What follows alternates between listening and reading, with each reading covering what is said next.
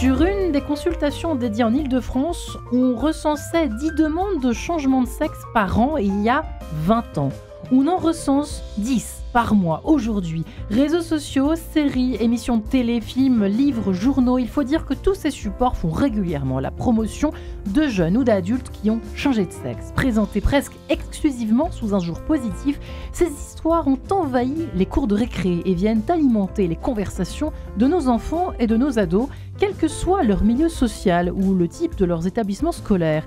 Comme si changer de genre était une question banale, naturelle même. Alors voilà la question que nous allons poser tous ensemble aujourd'hui. Que faire quand la question surgit? Comment réagir quand les enfants veulent changer de sexe? Tentative de réflexion et j'espère de réponse à cette question dans cette émission En quête de sens sur Radio Notre-Dame et sur RCF. Et j'ai la joie pour en parler de recevoir pour commencer Céline Guillaume. Bonjour Céline. Bonjour Marie-Ange. Ravie de vous recevoir, vous qui êtes la présidente du groupe La Procure, vous qui avez écrit Dieu est passé par là, et puis Chercher la femme, votre petit dernier qui est fraîchement sorti chez Salvatore, chez Auxerre, pardon, si je ne me trompe pas, pardonnez-moi, je confonds tout le temps les deux. Et donc il est question forcément de cette question du genre, de la quête d'identité, de la quête, tout simplement personnelle, individuelle dans ce livre, aujourd'hui qui pose question sur plusieurs champs. Pauline Quillon est également avec nous. Bonjour Pauline. Bonjour Marie-Ange. Ravie de vous recevoir. Vous êtes toujours journaliste agrégée de lettres modernes. Vous êtes devenue journaliste aujourd'hui. Vous êtes journaliste à Famille Chrétienne. Vous êtes spécialiste justement des questions de société et vous avez consacré cet ouvrage Enquête sur la dysphorie de genre, publié chez MAM l'an dernier. Et enfin, j'ai la joie de recevoir autour de cette table Pauline Arrigui. Bonjour Pauline. Bonjour Marie-Ange. Ravie de vous recevoir, parlez bien dans votre micro.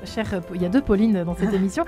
Journaliste que vous êtes, journaliste indépendante, spécialiste des questions des droits des femmes et de bioéthique. Et vous venez pour votre part de publier Les ravages du genre aux éditions du Cerf. Alors voilà que nous avons fait ce petit tour de table de présentation. Mesdames, à l'heure où nous posons cette question, c'est vrai que nous, enfants ou ados, il y a quelques dizaines d'années ou quelques années, je suis pas du tout en train de nous vieillir, mais bon, nous sommes un peu des dinosaures autour de cette table, puisque ça nous serait apparu comme une question farfelue, comique, n'est-ce pas Céline Guillaume, pour commencer? Alors effectivement, je pense que les temps ont beaucoup changé et qu'à notre époque, même s'il était assez courant que les adolescents se sentent pas très bien dans leur basket, parce que je pense que c'est quelque chose qui fait partie de la croissance de la personne humaine, c'est vrai qu'on ne se posait pas du tout ces questions-là. Donc c'était il y a encore 10 ans, il y a encore 20 ans, vous diriez quoi, mesdames? Vous me rajeunissez, merci, mais moi c'était il y a plus longtemps, c'est plutôt il y a 35 ou 40 ans presque. Ouais, donc, mais vous pensez qu'il y a 10 ans, on n'en parlait pas? Il y a eu un tournant en 2010. Mesdames, Pauline Arrigui. Oui, il y a eu un tournant en 2010. En fait, 2010. C'est vraiment le moment de la rupture. Pourquoi 2010? Parce qu'il y a eu un changement de définition à l'OMS et dans le DSM. C'est autour de 2009. Et en fait, ça a changé la définition de ce qu'on appelait avant les transsexuels. C'est-à-dire qu'il y a toujours eu une toute petite minorité d'hommes adultes qui font une transition chimique, chirurgicale. Donc ça a toujours existé, mais c'est vraiment une petite minorité qui ne voulait pas changer la définition de hommes et femmes. Et en fait, depuis 2010, comme vous le disiez, il y a une multiplication par 10 ou plus suivant les pays. Et cette fois-ci, ce sont des jeunes qui se disent transgenres. Multiplication par 10. On est dans cet ordre des choses. D'accord. Pauline Quillon. Alors, effectivement, ça s'est joué à ce moment-là. Cette transformation de la notion a été à l'origine de ce développement très important du phénomène qui avant existait, mais de façon vraiment très marginale. Ouais. Moi, j'enseignais en 2010 et j'étais... Qu'est-ce que vous enseigniez à l'époque? J'enseignais le français. Le français. J'étais prof au lycée. Et j'ai fait à l'époque... je faisais tous les ans un établissement différent. J'étais titulaire sur zone de remplacement.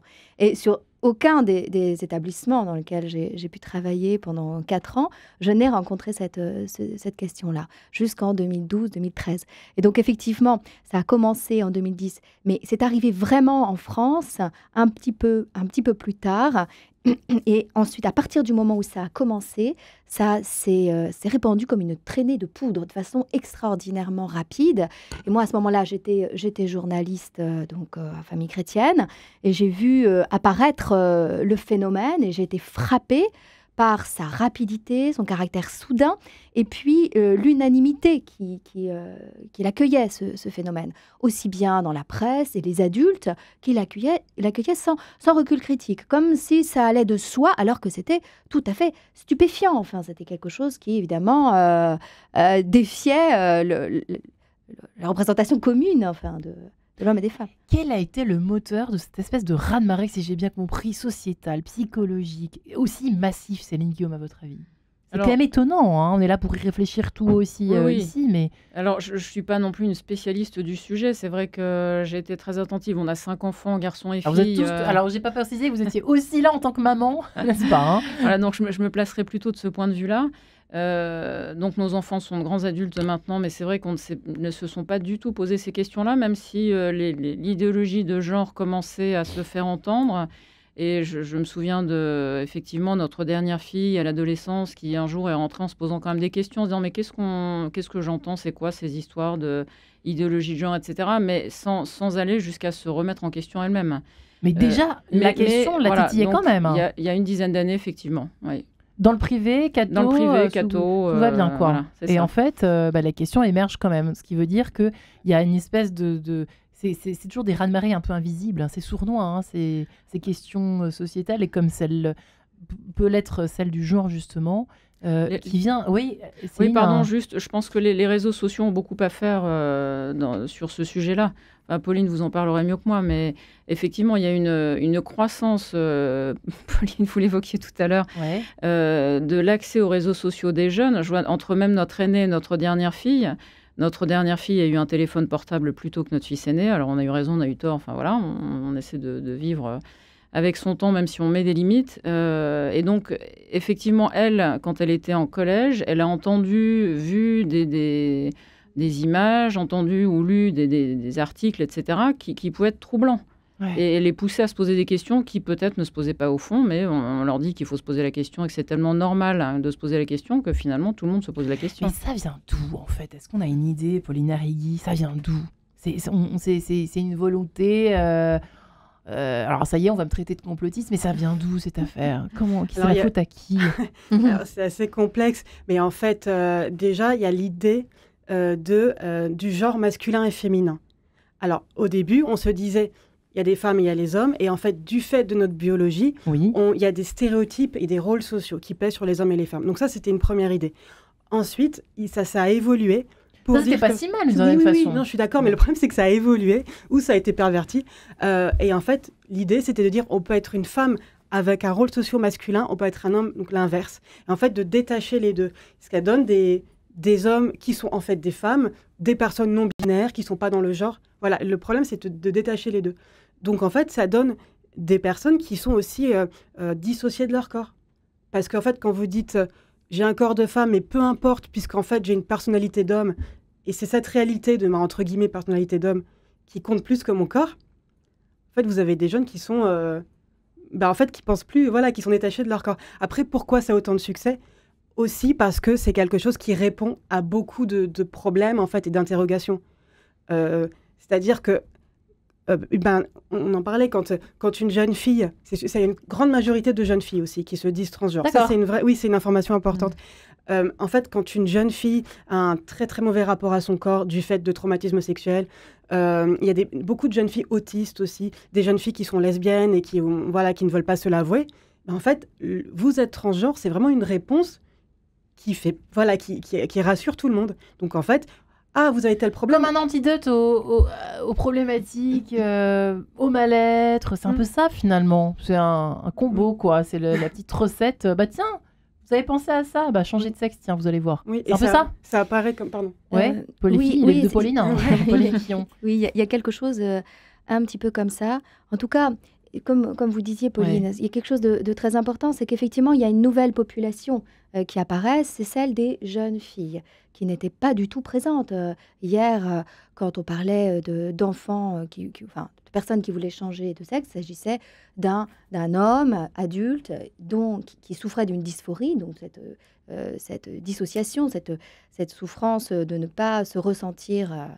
homme ou femme, dans son corps. Et aujourd'hui, ce sont des jeunes filles, c'est totalement nouveau. Or, devenir une jeune fille au moment de la puberté, et ça, ce n'est pas du tout nouveau, en revanche, c'est difficile. C'est une expérience qui est difficile parce que le corps change de façon importante. Évidemment, l'arrivée des règles, la puberté, elle implique évidemment aussi un changement du regard des garçons sur soi, regard qui est de plus en plus difficile peut-être à assumer dans une société qui a perdu tout repère sur la façon dont les garçons et les filles peuvent interagir entre eux. Et donc, ce qui est intéressant aussi, c'est qu'il y a pas si longtemps que ça, il y a une vingtaine d'années, il y avait énormément de jeunes filles qui exprimaient leurs troubles, leurs souffrances à travers l'anorexie mentale, et qui était aussi une expérience de dissociation par rapport à son propre corps. On se ressent comme étant énorme alors qu'on est très maigre, et on en est absolument convaincu, et on en souffre de façon profonde. Donc ce n'est absolument pas quelque chose que l'on s'invente, ou qu'il ne s'agit pas d'une mode. Enfin ça, c'est très important. Or, aujourd'hui, ces jeunes filles, l'anorexie a tendance à diminuer auprès des jeunes filles. En revanche, on a une augmentation et même une invention de la jeune fille trans, donc qui veut devenir un garçon. Et ça, c'est quelque chose qui est sans doute un indice intéressant. C'est-à-dire que la société offre à des enfants en souffrance des pistes interprétatives à travers lesquelles elle peut comprendre ou elle peut exprimer son trouble. Hier, ça pouvait être l'anorexie. Aujourd'hui, c'est ce qu'on appelle la transidentité. La transidentité. Mais voilà, moi je conteste ce terme parce qu'il n'y a pas une identité trans, il y a une dysphorie, c'est-à-dire une souffrance authentique. Et la différence, quand même, qui est très très importante, c'est que la jeune fille anorexique, nous ne l'encouragions pas à arrêter de manger. C'est une vraie maladie. Nous ne lui disions pas, bien sûr, tu es énorme, arrête de manger, tu as raison, tu te ressens énorme.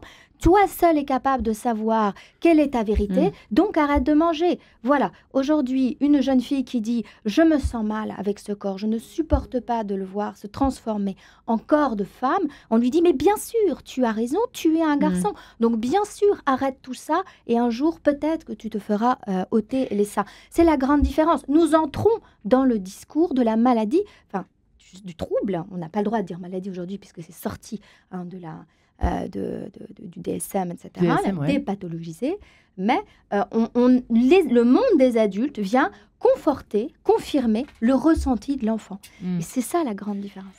Céline Guillaume, peut-être une réaction, et surtout, je me demandais tout simplement, comment avez-vous réagi quand votre fille est revenue avec cette question à la maison Alors de façon peut-être très basique, en fait, je lui ai dit, mais tu sais, quand tu ne sais plus, parce qu'on vit dans un monde quand même où les repères sont de plus en plus perturbés. Même si, en tant que parents, on fait ce qu'on peut pour essayer de transmettre certaines choses à nos enfants, etc., quand même, ils vivent dans une société où tous les repères sont de plus en plus flous. Et donc, je lui ai répondu simplement, alors est-ce que j'ai eu raison ou tort, en tout cas, c'était ma réaction, quand tu ne sais plus à qui te fier, regarde la nature. La nature ne ment pas. Quand tu regardes, un lion est un lion, une lionne est une lionne, et quand un lion et une lionne s'accouplent, ils font un petit lionceau, ils font pas une grenouille ou autre chose. Bon, alors c'est très basique, encore une fois, j'en ai bien conscience, c'est très simpliste. N'empêche que je me suis dit, il y a quelque chose de rassurant dans la nature, le soleil se lève le matin, se couche le soir, etc. Les saisons passent, les feuilles tombent, elles repoussent, enfin voilà. Et donc, repartons de là, si nécessaire, repartons à cette base très simple qu'est la nature, et elle a beaucoup à nous dire de ce que nous sommes, donc y compris en tant qu'hommes et que femmes. Je réagis à ce qui a été dit tout à l'heure. Je pense que cette dissociation qu'on encourage les jeunes à faire, ou les adultes d'ailleurs, entre le corps et l'identité, entre guillemets, est très perverse quelque part. Parce qu'en fait, c'est le dualisme de séparer le corps et l'esprit. Enfin, ça fait partie de vieilles tendances qui ont existé depuis le début de l'humanité, je pense, mais qui ne sont pas justes. Enfin, on est une personne humaine, on est un tout, avec les souffrances qu'on peut porter, nos histoires, les traumatismes, etc., mais on ne peut pas dissocier le corps de ce que l'on est au fond. Et quand on veut séparer l'un de l'autre, la personne de son corps, en fait, on s'égare, je pense, et puis ça peut faire pire que mieux, surtout. Est-ce qu'il y a une idée de possession, de contrôle? Oui, je pense. Enfin, quelque part, on a l'impression d'entendre une nouvelle théorie de l'homme ou la femme nouvelle. L'homme nouveau, la femme nouvelle, on va vous recréer. Vous allez vous recréer vous-même selon votre propre volonté. Et votre liberté. Et votre liberté, quelque part, il y a aussi, c'est toujours une tentation, c'est ce désir de toute puissance. Je veux contrôler mon corps, absolument mon être. Or, on sait que c'est complètement impossible, ça n'existe pas. Enfin, Il faut juste faire preuve d'un peu d'humilité et de bon sens. En fait, on ne maîtrise pas grand-chose en fait, dans la vie et pas notre corps. C'est un refus d'être déterminé. Il y a une sorte de revanche contre une forme de déterminisme perçu par nos contemporains. Mesdames, qu'en pensez-vous, les Paulines? Pauline, pardonnez-moi de vous appeler les Paulines. Pauline Arrigui. Oui, c'est très juste cette idée de dépasser en fait notre condition de mortel. Il y a des hommes, des femmes. Voilà, on ne peut pas être les deux à la fois, ni l'un ni l'autre. Et en fait, cette volonté en fait, de un peu redéfinir aussi qui est l'humain, c'est quelque chose qu'on retrouve dans le transhumanisme. Et en fait, moi, il y a quelque chose de très intéressant. Le éternel, etc. Oui, c'est vrai, ça. Le but du transhumanisme, c'est d'aller au-delà des limites de l'humain. C'est-à-dire, on va se mettre des puces dans le cerveau pour être plus intelligent, etc. Et en fait, si je dis ça, c'est pas une interprétation de ma part. C'est qu'il y a un milliardaire qui s'appelle Martin Rothblatt qui, en fait, a écrit, ils étaient un petit groupe, ils ont rédigé le premier texte international qui a inspiré après toutes les législations sur le transgenrisme. Et en fait, cette personne, donc c'est un homme qui est soi-disant devenu une femme, cette personne dit « Ah, mais en fait, la transidentité, c'est une étape vers le transhumanisme. » Et c'est totalement assumé. C'est une étape vers le transhumanisme. Oui. Ah oui. Pauline Quillon. Oui, bien sûr. Explication plus précise. C'est forcément, c'est-à-dire que le corps n'est pas la personne, le corps est un outil, un lieu d'expression de ce que je suis, comme finalement, c'est une image. C'est l'image, de la même façon qu'on a une image de soi sur TikTok, je modèle, je mets des filtres, de la même façon, je peux modeler ce corps qui est mon outil, qui m'appartient, qui n'est pas moi, et que je peux effectivement exprimer, changer selon mon bon vouloir. Mais je pense qu'il faut faire attention, parce que là, on parle effectivement de cette dimension idéologique qui fait que ça a tellement de succès. Il y a un mythe prométhéen, il y a une promesse, effectivement, qui nous parle de façon profonde, parce que ça nous promet, en fait, de nous libérer de nos limites corporelles, qui nous font tous souffrir. Effectivement, je ne suis pas tout, je n'expérimente pas tout, je vais mourir, bien sûr. Bon, alors, évidemment, c'est une promesse qui est séduisante, mais il y a autre chose quand même, et ça, c'est important, c'est que, quand même, la dysphorie, elle existe en dehors de ce discours idéologique. C'est-à-dire qu'il faut quand même parler aussi de ces très jeunes enfants, ces jeunes garçons qui, à 4 ans, disent à leur papa, à leur maman, « Je suis une fille, c'est terrible, je suis coincée dans ce corps », et qui réclament d'en changer. Ça, c'est très important, parce que si on le renvoie trop vite à un discours sur lequel « Voyons, tu as tort », tu vois bien tes organes génitaux, tu es un garçon. Qu'est-ce qui se passe? Moi, je me souviens d'un témoignage d'un petit garçon comme ça, qui était allé voir, donc il y a une quinzaine d'années, avant toute cette vague, eh bien, était allé voir, ses parents l'avaient montré à un psy qui lui avait dit « Voyons, tu vois bien, tu as des organes génitaux de garçon, tu es un garçon. » Il a refoulé ça en lui.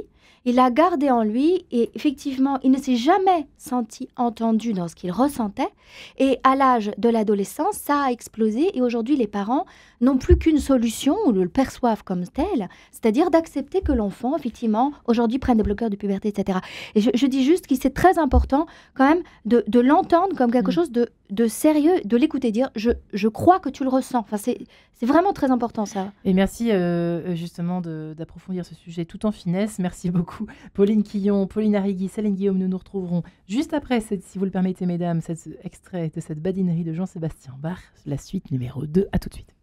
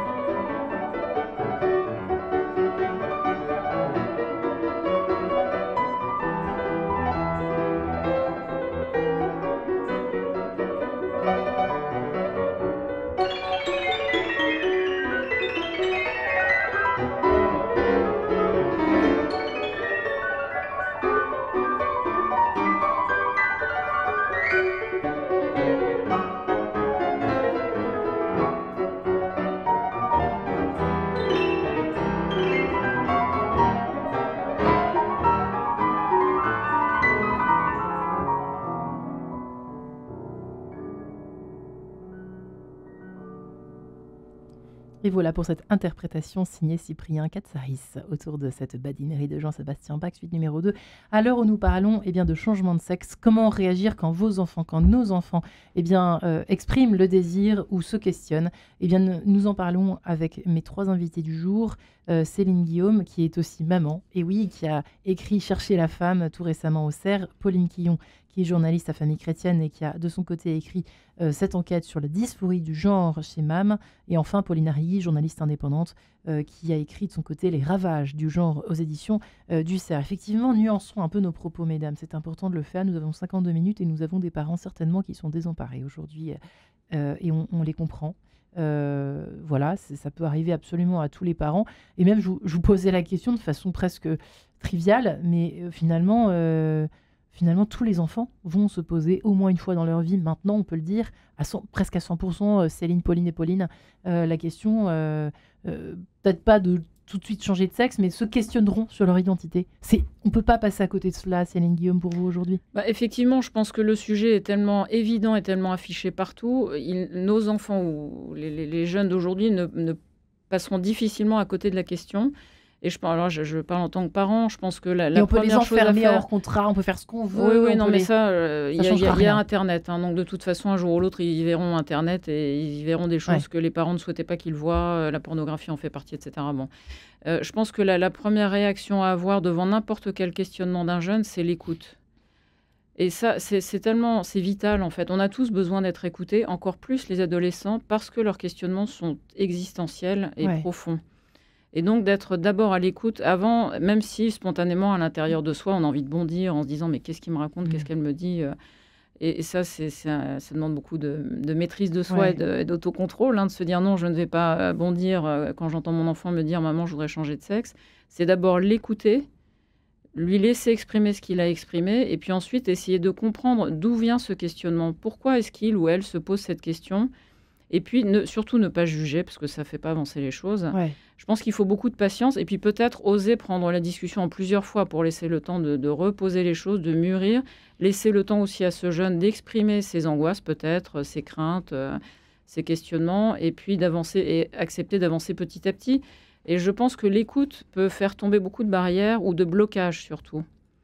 On voit bien dans les cas d'abus sexuels qu'il y a pu y avoir, etc., combien la parole est importante. Et quand un jeune qui a été abusé ne peut pas exprimer ce qu'il a vécu, il est doublement victime d'une agression et victime d'être seul avec ce traumatisme qu'il doit porter tous les jours de sa vie. Pauline Quillon, et c'est important effectivement de garder son calme quand on est parent. Effectivement, dans un premier temps, c'est facile à dire, mais peut-être que c'est la première chose aussi que vous diriez, vous. Qu'est-ce que vous diriez ?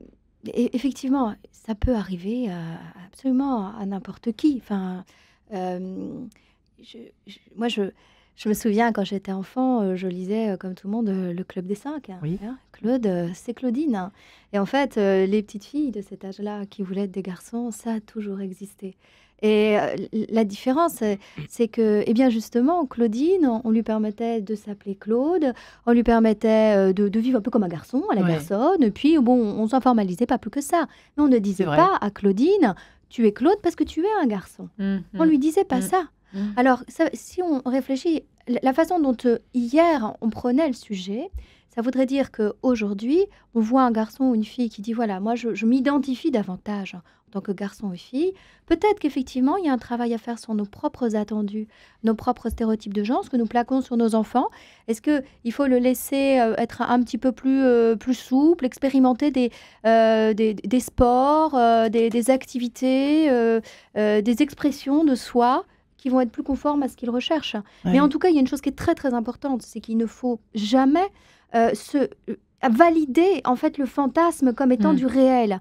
C'est-à-dire qu'à partir du moment où vous expliquez à un enfant que son ressenti est le réel, alors dans ce cas-là, vous l'enfermez complètement en lui. Pour autant, on l'écoute. Mais attention à ne pas, à ne pas pour autant, justement, parce que ça n'est plus une écoute. On dit seulement à l'enfant, tu as raison, moi je ne t'écoute pas, je ne t'apporte rien. Tu es le seul à savoir qui tu es.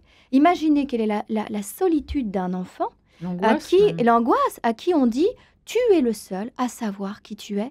Le réel n'existe pas. Moi, je n'ai rien à dire sur ce que tu es. Toi seul, tu le sais. Toi seul, tu dois le chercher. Et nous sommes là pour t'accompagner. L'enfant est seul, il est enfermé. Et ça veut dire que le jour où lui, il est confronté à une réelle difficulté, à une angoisse, à une difficulté d'ordre psychologique, psychopathologique, etc., vers qui pourra-t-il se tourner puisqu'on lui a expliqué qu'il était le seul à savoir qui il était, à avoir la main sur lui, enfin sur son destin. Et donc, il faut vraiment arriver à être présent auprès de l'enfant tout en lui expliquant où est le réel. C'est-à-dire, tu ressens ça, d'accord, tu ressens que tu es un garçon, très bien. Mais je ne crois pas que ça soit vrai. Je sais que tu le ressens. J'en suis convaincue, mais je ne crois pas que ça soit vrai. Je ne peux pas le croire. Voilà, arriver à faire cette distinction entre l'écoute et le refus d'entrer dans la conviction, qui est une conviction délirante. Pauline Arrighi, vous partagez ce point de vue? Oui, bien sûr. Après, je voudrais dire aussi que, en fait, des enfants qui se disent transgenres, il faut savoir que, je m'adresse aussi aux parents qui peuvent énormément s'inquiéter, bien sûr, que, en fait, dans 80% des cas, après l'adolescence, cet enfant, donc ce jeune adulte, sera réconcilié avec son sexe. Donc en fait, voilà, dans 80% des cas, c'est à l'âge adulte, pardon, ça va, les gens sont réconciliés. Attendez, je n'ai pas très bien compris. C'est-à-dire que si on ne fait rien, si on ne fait pas de transition, ça passera tout seul. Dans la majorité des cas. Dites, hein. Oui, et pour autant, ce qui se passe en France, c'est que quand un enfant, même des enfants prépubères, disent qu'ils sont transgenres, ce qui se passe, c'est qu'ils sont emmenés dans un parcours médical où ils prendront des bloqueurs de puberté. C'est-à-dire que dès le début de la puberté, et ça peut être 11 ans, 12 ans, très très jeune, en fait, ils emmènent leurs parents, hein, c'est ça? Oui, parce qu'il faut une autorisation parentale. Ouais. Après, les parents sont vraiment victimes de pression. Et quand je parle de pression, c'est qu'en fait, j'ai eu beaucoup de témoignages. Donc, en fait, assez souvent, les médecins leur disent, si vous n'accédez pas à cette demande de transition, votre enfant va se suicider. Et évidemment, c'est totalement paralysant pour les parents. Oui. Donc, et c'est vraiment une croyance très répandue. Enfin, il y a vraiment un mythe du suicide autour de ça. Et donc, c'est très paralysant pour les parents. Et donc, les enfants font un traitement qui bloque la puberté. Alors, c'est une catastrophe pour le développement corporel, mais aussi psychique, parce qu'on a besoin, en fait, de l'adolescence. Et voilà. Ouais, non, mais c'est vrai que c'est un peu époustouflant ce que vous nous direz. Céline Guillaume. Oui, pardon, j'ai envie de réagir à ce que vous venez de dire, Pauline, par rapport, en pensant aux parents, justement. J'ai envie de poser la question à tous les parents qui nous écoutent, mais à nous aussi. Quel est celui ou celle parmi vous qui a bien vécu son adolescence? Mais c'est ce que j'étais en train de me dire. En fait, moi j'en garde un très mauvais souvenir. J'étais fille, c'est rare d'aimer. J'ai eu horreur de ma puberté, etc. J'ai trouvé ça très difficile à vivre. En plus, j'étais la fille aînée dans ma famille. J'avais des frères avant. Donc, première fille, c'est pas évident. Il faut enfoncer les portes. Voilà. Donc, j'en garde un mauvais souvenir. Et pour autant, aujourd'hui, je suis femme. J'ai écrit un livre sur le sujet. Et heureuse de l'être. Et j'ai des enfants. Et donc, oui, l'adolescence s'accompagne de moments inconfortables, voire très inconfortables. Il ne faut pas paniquer pour ça. Enfin, je veux dire, les parents, il faut aussi oser prendre un peu de recul en se disant, mon enfant se pose plein de questions. En fait, c'est normal. Il dit qu'il ne va pas bien. Ça fait partie de sa croissance. La croissance, elle ne se fait pas toute seule et ce n'est pas toujours facile. Ça peut être douloureux. Et pour autant, il ne faut pas valider, comme vous le disiez tout à l'heure, Pauline, le fait que s'ils se posent ces questions, leur dire « Ok, tu te poses des questions, on écoute, on essaie de comprendre, mais ne pas valider... vous utilisez le mot délire, je crois, qui est très fort, ne pas valider ça, quoi. Et pas les enfermer dedans, parce qu'en plus, je pense que si on les encourage dans cette voie, si jamais à un moment donné, ils se disent « Mais est-ce que c'est vraiment ça le sujet ?» Comment pourront-ils faire marche arrière? S'il y a les médecins, etc., l'école, les réseaux sociaux qui leur disent « Mais en fait, tu as raison, et bien sûr qu'il faut que tu changes de sexe », mais mon Dieu, après, comment faire marche arrière avant même qu'ils aient fait l'opération? Mais seront-ils libres de faire marche arrière dans leur réflexion? Et ça, je ne suis pas sûre qu'on leur laisse cette liberté. Oui. Pauline Quillon, effectivement, j'aimerais bien qu'on éclaire un petit peu. Merci d'avoir commencé à le faire dans cette fin de première partie d'émission. Mais il y a certainement aussi peut-être on en parlera au cours de cette émission, il y a vos ouvrages, mesdames, une littérature. Qu'est-ce qu'on peut faire pour aider nos enfants à s'éclairer un peu plus sur le sujet, dans le réel, en fait, parce que c'est ça dont il s'agit, pour éviter de rester enfermé dans ce fantasme. Et quand on est parent et qu'on n'est pas forcément très bien renseigné, il faut peut-être commencer soi-même par lire, par se renseigner. Qu'est-ce que vous conseillez les unes les autres? Pauline Quillon. Oui, sans doute. Il faut savoir, il faut être capable d'expliquer aux enfants en quoi et à quel point tout ce discours est fondé sur du vide. Expliquer qu'il y a, oui, des gens, des enfants devenus adultes qui détransitionnent et qui le regrettent. Quoi qu'on en dise, les témoignages sont nombreux. Il faut expliquer qu'effectivement, quoi qu'on en dise, les bloqueurs de puberté, puis, comme vous le disiez, les hormones croisées, ont des conséquences importantes sur la santé des enfants.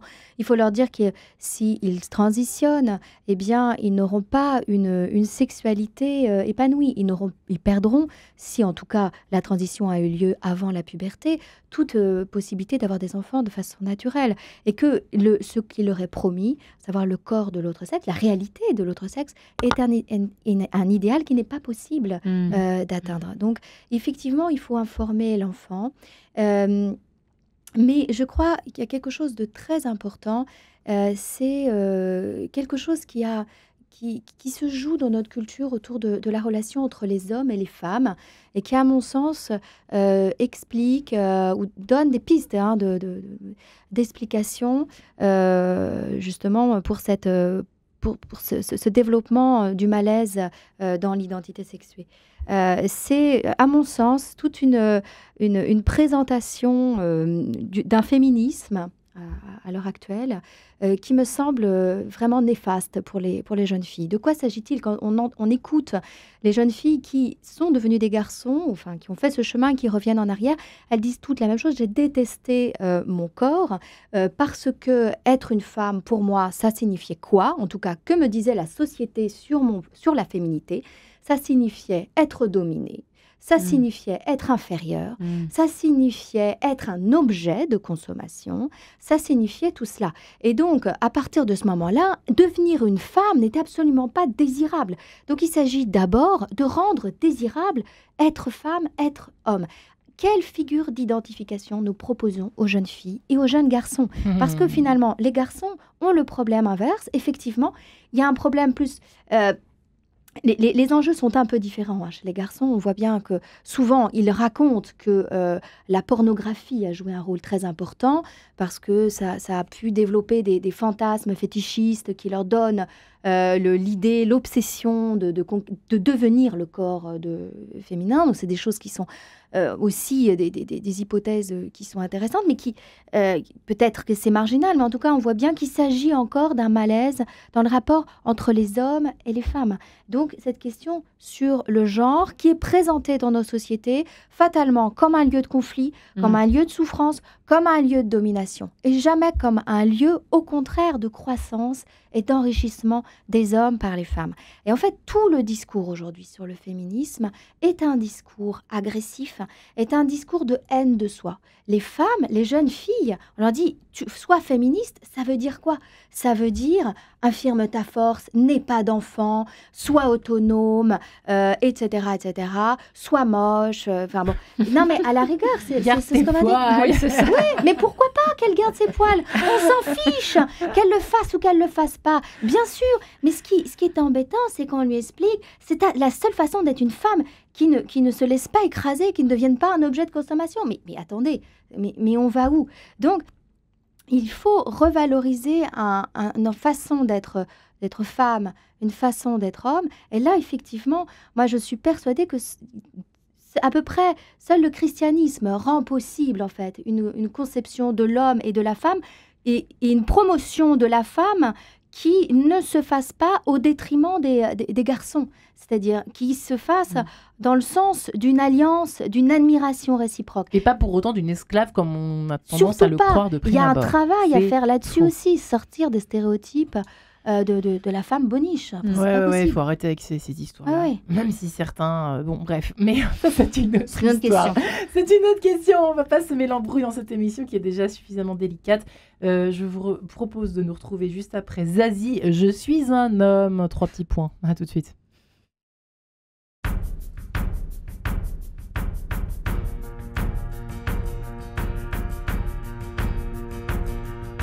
Je suis un homme de Cro-Magnon, je suis un singe ou un poisson, sur la terre en toute saison, moi je tourne en rond. Je suis un seul puis des millions, je suis un homme au cœur de lion,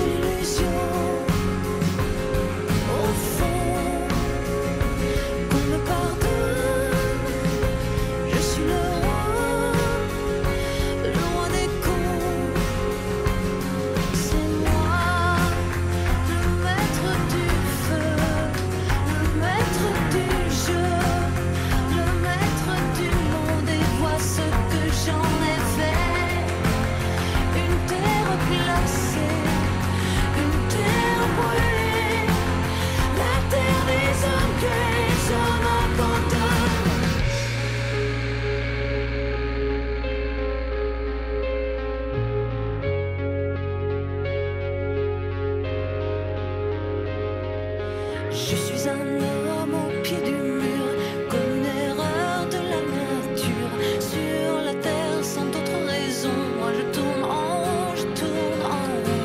Je suis un homme et je mesure toute l'horreur de ma nature.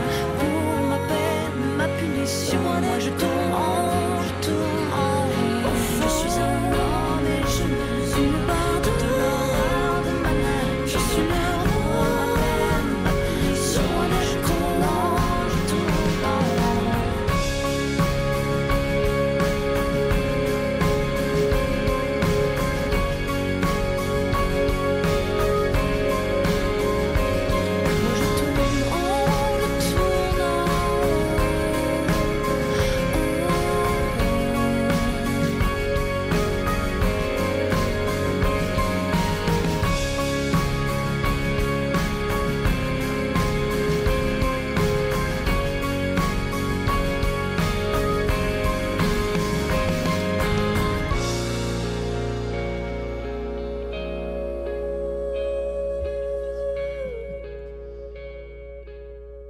Je suis un homme, Zazie sur Radio Notre-Dame et RCF. Comment réagir quand nos enfants veulent changer de sexe? Voilà la question que nous nous posons en compagnie de mes 3 invités du jour qui sont Pauline Harry et son livre Les ravages du genre aux éditions du Cerf, Pauline Quillon, journaliste à Famille Chrétienne, et son enquête sur la dysphorie de genre chez MAM, et Céline Guillaume, Chercher la femme en 2023. Chercher la femme, j'espère qu'on la trouvera, la femme, et puis l'homme aussi. Mais oui, on peut Après, tout à fait. la circulaire Blanquer, j'aimerais qu'on y revienne, puisque Pauline Quillon était en train justement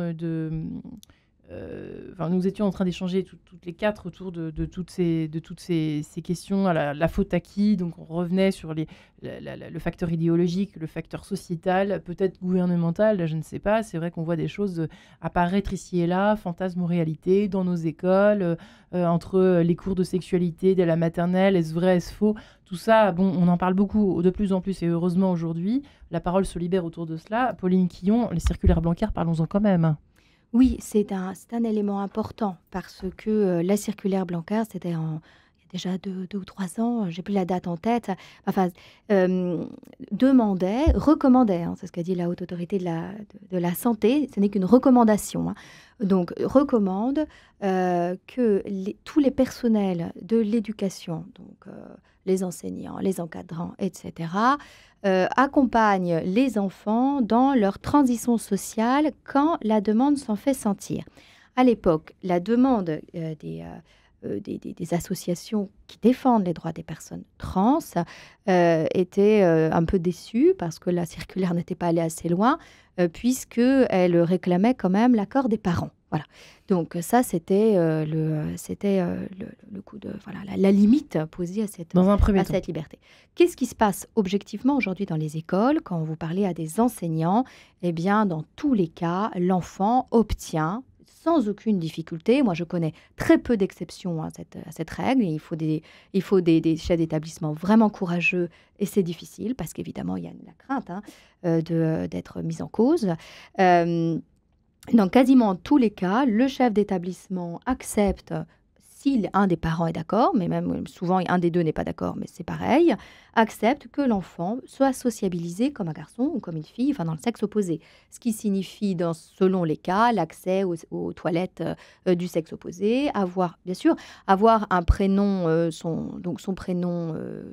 son prénom changé, alors qu'il n'est pas changé, le sexe n'est pas changé à l'état civil. C'est pas possible de changer de sexe à l'état civil quand on est un mineur. On peut changer de prénom, mais pas de sexe. Bon. Pas encore. Non, pas.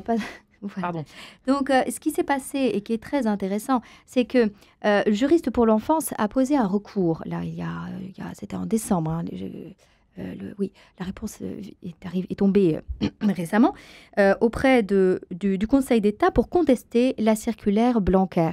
Et ce qu'on lui a répondu, c'est que les arguments ne valaient pas, puisque ceux qui détransitionnaient, finalement, ne regrettaient pas d'avoir fait leur voyage, que les bloqueurs de puberté et les hormones croisées n'avaient pas de conséquences sur la santé et que donc circuler, rien à voir.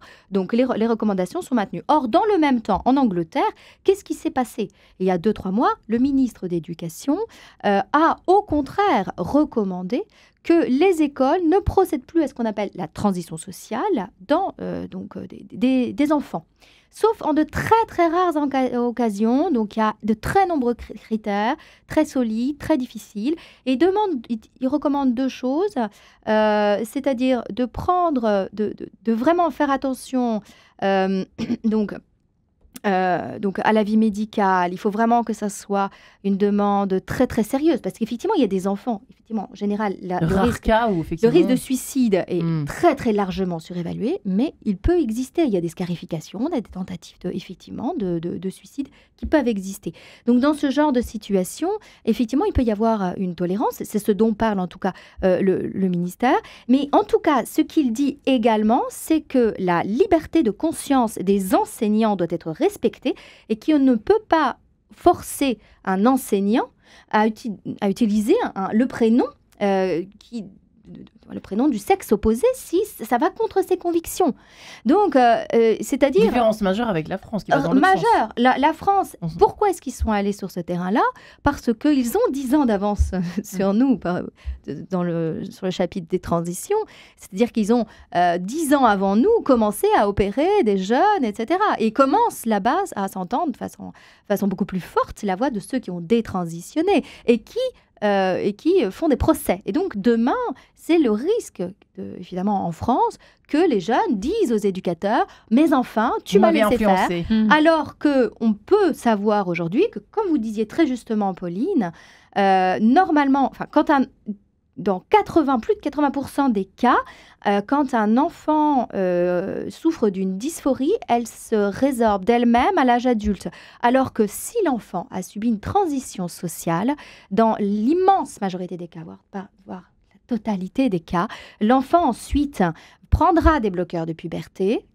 On dit, on va appuyer sur le bouton pause, mais une fois qu'il a appuyé sur le bouton pause, qu'il est identifié par tout le monde comme étant un garçon, valorisé par tout le monde comme étant un garçon, que voulez-vous? Sa liberté est complètement entravée. Et donc, progressivement, en fait, il va être entraîné dans ce train de la transition. En tout cas, pour rebondir sur cette circulaire Blanquer et l'état d'esprit dans lequel avancent les choses côté gouvernemental, éducation nationale et OMS, etc., autorité de santé, au risque d'être traité donc de transphobe, n'est-ce pas, Pauline? Oui, alors la transphobie, c'est vraiment le grand mot qui est utilisé. Moi, combien de fois on m'a dit que j'étais transphobe, et surtout après la publication de mon livre, voilà, je ne compte pas et ça ne me touche plus. Pourquoi? Parce que de dire que les personnes, notamment les parents qui émettent des réserves par rapport à la transition de leurs enfants, on leur dit qu'ils sont transphobes. Donc ça peut impressionner. Et transphobe au même titre que homophobe ou que d'autres, voilà. Et en fait, il y a une tactique de la part des transactivistes, ça a été de créer le sigle LGBT. Donc maintenant, on dit plus droits des homosexuels et lesbiennes, on dit les droits LGBT. Je veux dire, on entend toujours ce sigle, on ne le questionne pas du tout. Or, la différence, c'est que les lesbiennes et les gays, ça existe en fait, l'homosexualité. C'est quelque chose de réel qui a toujours existé, qui se manifeste dans le corps, etc. Tandis que la fameuse minorité trans, en fait, il n'y a pas de minorité trans, parce qu'elle englobe à la fois les transsexuels qui se révèlent transsexuels à l'âge adulte, à la fois les adolescents qui se croient transgenres par fuite du fait d'être une fille, des transactivistes qui, de façon très agressive, vont influencer les jeunes, des hommes qui sont autogynéphiles, c'est-à-dire qu'en fait, il y a des hommes, ça existe, ils ont une paraphilie, ils aiment se voir en femme. C'est leur paraphilie. Paraphilie. Oui, on appelait ça avant une déviance sexuelle. D'accord. Bon, maintenant on appelle ça une paraphilie. Ça fait plus savant. D'accord. Voilà. De fait. Oui, on dit plus déviance parce que c'est un jugement moral, sauf qu'en fait, donc on dit paraphilie maintenant. Il y a toujours aussi cette idée intéressante de surtout pas de faire de jugement, il faut tout accepter. Voilà, ça procède aussi. En fait, de c'est ça mouvement. qui nous pousse justement à valider peut-être nos enfants quand valider en tout cas leurs décisions. C'est aussi, ça fait partie des arguments, malheureusement, mais c'est peut-être ça aussi qui pousse. Vous en parliez aussi, Céline Guillaume, tout à l'heure, à propos des phobes.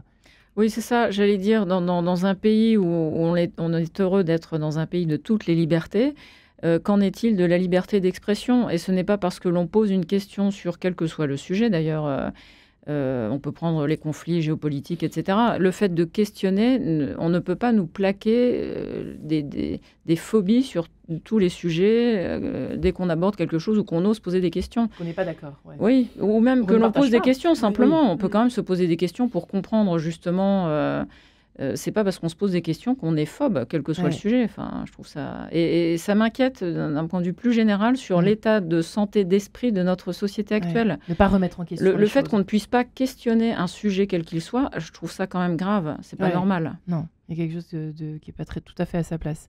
Effectivement, que faire alors devant, effectivement, quand nos enfants sont à l'école, etc. Céline Guillaume. Oui, pardon, je voulais juste revenir sur ce que disait Pauline tout à l'heure au sujet des scarifications et des tentatives de suicide. J'allais dire, est-ce que dans ces cas-là, on questionne vraiment la cause de ces scarifications et des tentatives de suicide?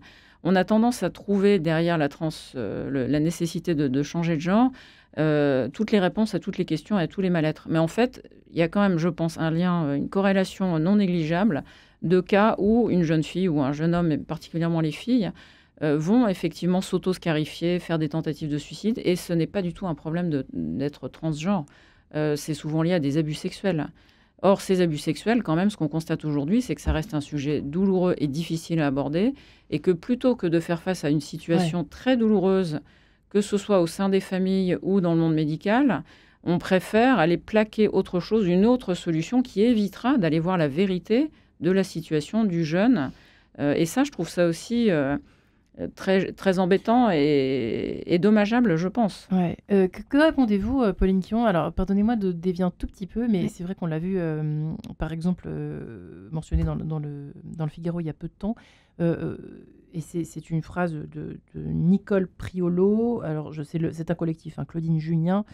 C'est votre sexe qui fait la différence, qui est sorti chez Plomb. Je ne sais pas si les unes les autres l'avaient lu, mais on peut changer de genre, mais pas de sexe. Est-ce que ça, c'est... on avance quand on dit ça ou pas du tout, au fond? En fait, il faudrait, à mon sens, pas tellement, parce que c'est la notion même de genre qui pose problème, qui est ambiguë, parce que la notion de genre en anglais, c'est le sexe, et c'est un conglomérat, effectivement, entre le sexe et le rôle social. Il y a une notion qui n'est pas tout à fait la même. En français, le mot genre, c'est le genre grammatical jusqu'à très peu de temps. Bon, alors, on a plaqué ce mot, on est au mauvais genre, de quel genre de robe veux-tu, voilà. Mais quelle espèce de... Bon, on s'est saisi de ce mot-là pour plaquer quelque chose qui est un concept anglo-saxon et nous, on décorrèle complètement du mot sexe. Il y a le sexe et puis on dit qu'il y a le genre. Alors le genre, on placerait dedans un conglomérat de rôles définis selon qu'on est un garçon, selon qu'on est une fille. Enfin, moi, j'ai envie de dire, on s'en fiche du genre. Il n'y a pas de genre, il y a des hommes, il y a des femmes. Et puis, il y a une façon singulière qu'a chacun de devenir homme et femme.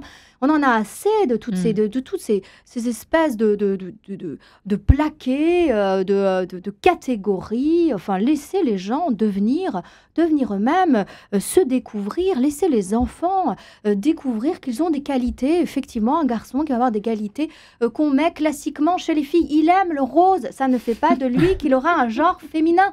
Ça n'est pas vrai. Ça serait un garçon qui aime le rose. Et c'est très bien un garçon qui aime le rose. Et ça n'en fait pas un garçon sexe masculin avec un genre féminin. C'est faux. Ça en fait un garçon qui aime le rose. Et alors, il a le droit, non? C'est pas possible. C'était Pauline Quillon. On est obsédé par notre corps, en fait. Ça vient de ça aussi. On est à notre époque. Alors, c'est difficile d'avoir du recul sur ce qu'on est en train de vivre, même nous quatre autour de cette table. Mais en fait, vous parliez d'une attendue, espérée, en tout cas, retrouvaille apaisée entre l'homme et la femme. Peut-être que ça va guérir aussi ce mauvais rapport à nos corps, les uns, les autres, les unes, les autres, les uns, les autres, Céline Guillaume. Effectivement, comme je le disais tout à l'heure, le corps fait partie de nous, de notre personne. La personne humaine est constituée d'un corps, d'un esprit, d'une âme. Bon. Donc le corps fait partie de nous, enfin c'est partie totale de ce que l'on est. Et on est habité par quelque chose de très beau qui nous habite à l'intérieur, avec lequel parfois on a besoin de se réconcilier parce que nos histoires font que on a plus ou moins de facilité à vivre avec ce que l'on est. Et pour autant, donc notre corps, oui, il est comme il est. J'aurais voulu être blonde, plus grande, plus petite, plus mince, plus grosse. Je suis comme je suis et je fais avec. Et ça va bien. Parfois, ça prend du temps, mais c'est vrai que je pense encore une fois que les réseaux sociaux... Moi, je suis toujours effarée de voir le nombre de gens qui se prennent en selfie pour se mettre sur les réseaux sociaux. C'est un esclavage terrible quand même. Et si on passait moins de temps à se Ça projeter... ne nous aide pas. Ah non, pas du tout. Le regard des autres prend de plus en plus de poids, c'est un esclavage en fait. Ouais. Et de temps en temps, d'arrêter de se prendre en photo ou de mettre des photos partout sur les réseaux sociaux, je pense que ça nous ferait grand bien. Ouais. Il faut vraiment aider les jeunes à se détacher de ça, à dire mais laisse donc ton téléphone dans ton tiroir pendant 2 heures et puis arrête Et de... écoute Céline Guillaume, Pauline Quillon et Pauline Gaël. Merci en tout cas mesdames de nous avoir éclairé sur cette difficile question. J'invite les auditeurs à nous réécouter, à réagir sur le site de Radio Notre-Dame en quête de sens, mariange.demontesquieu@radionotre-dame.com. Merci à Guillaume Nogueret pour avoir réalisé l'émission, Jessica Vianney pour la préparation. Merci les amis, bonne soirée à tous. Merci.